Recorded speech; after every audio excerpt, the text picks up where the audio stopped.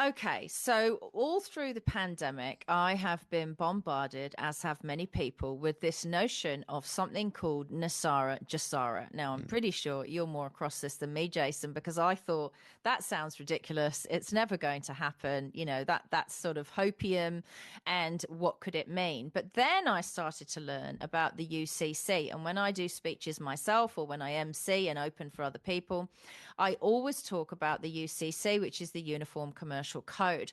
Now, this Uniform Commercial Code, you would imagine, because it's commercial, has no bearing on us. Now, for a long time, I've researched and looked into this whole straw man scenario where all of your bills and your licenses and your passport and birth certificate and everything, your name is in capitals.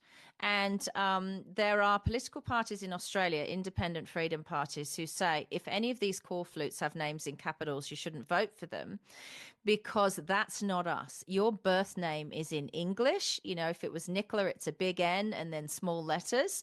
And these capitals represent commercial. Now, they have been trying to draw humanity into corporate law, commercial law for a long time.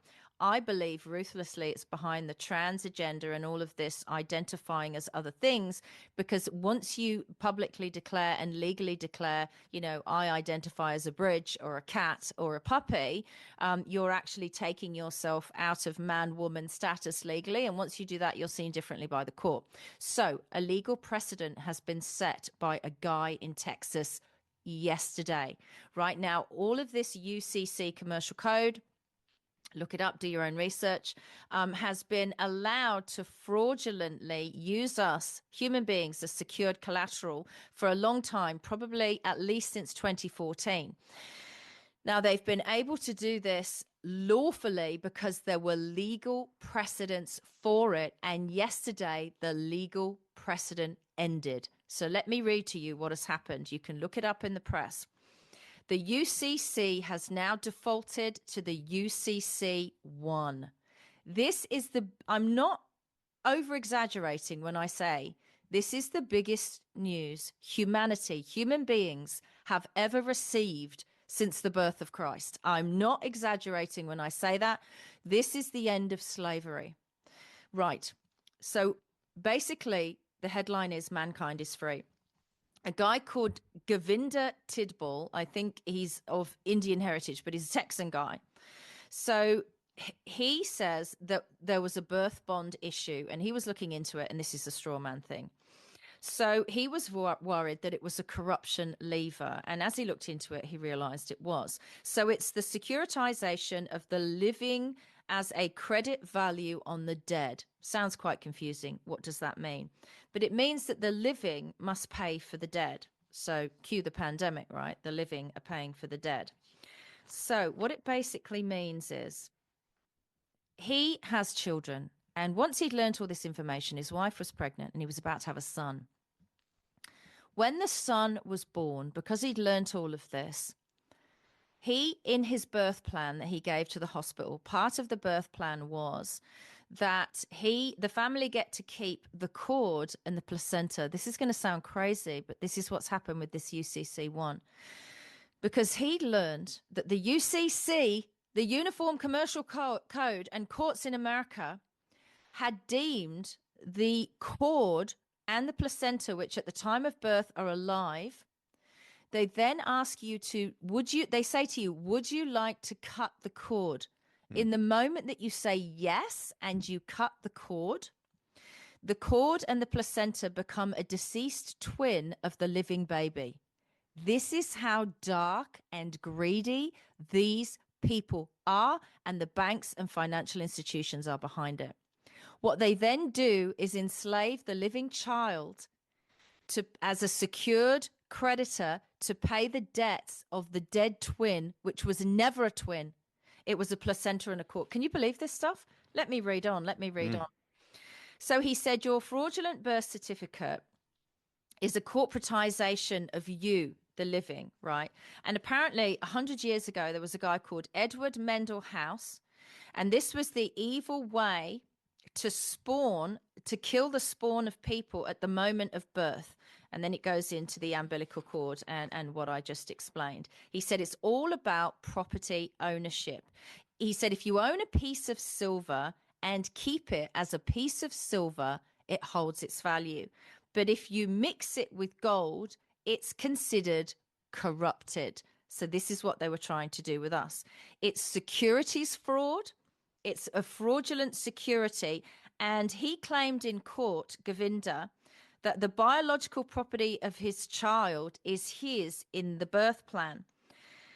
No consent was given. So then a fraudulent securities instrument was still created, even though he said that in his birth plan. They still considered his son's cord and placenta as a dead twin, right? So they went ahead and did that, even though that was in his birth plan. They really messed with the wrong guy, Jason, right? So they said that he contracted with them, but he didn't. So they tested him to see if he knew what he was really talking about in court.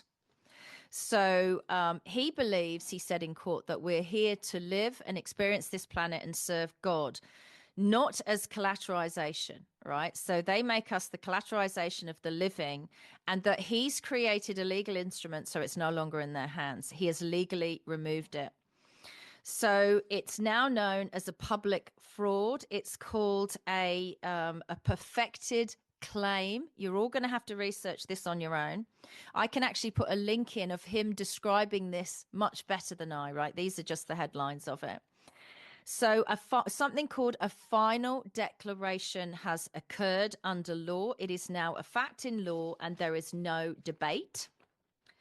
Anyone can see it. Anyone can bring it into any court case that they have, anyone they like, anywhere in the world. They are now, these people, the financial institutions, are now the debtor of the living. It's been flipped in UCC 1. It's a reversal, and Nasara Jasara is apparently now lawful and in essence.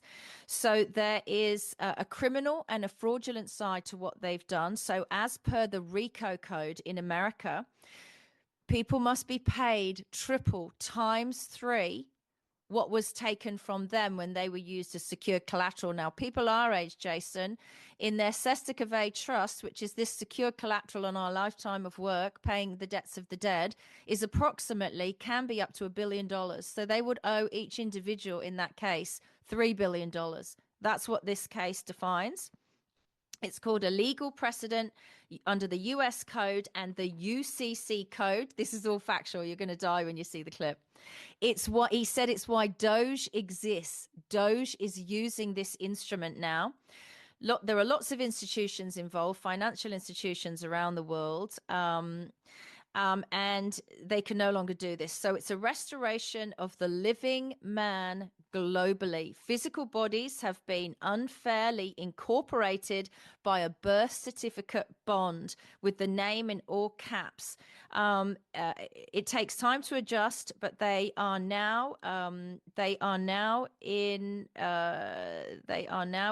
something with the living. I can't read my own writing. They may not use us basically as secure collateral anymore. The all caps fraud is gone. It's over. The institutions will be breaking the law the next time they do this. I'm talking a bill, a fine, a birth certificate, a license, a passport, anything. If they do it in all caps and bring you into corporation, they're breaking the law. It's called a misprism of fraud and a felony by holding the living as secured collateral. He's had a win, Jason. There is now legal precedent. They can't do this to us anymore, and it's the end of slavery. Happy Easter. How about the timing? It's absolutely extraordinary. That's something that we're all going to have to sink our teeth into and devour and understand what the processes are to be able to deliver on that. But for many of us watching what was going on, to just maybe put it into another practical perspective. There's not a human being living today on Earth that was living before 2020 that hasn't got a right to be a part of a class action against the powers that be that allowed COVID to happen.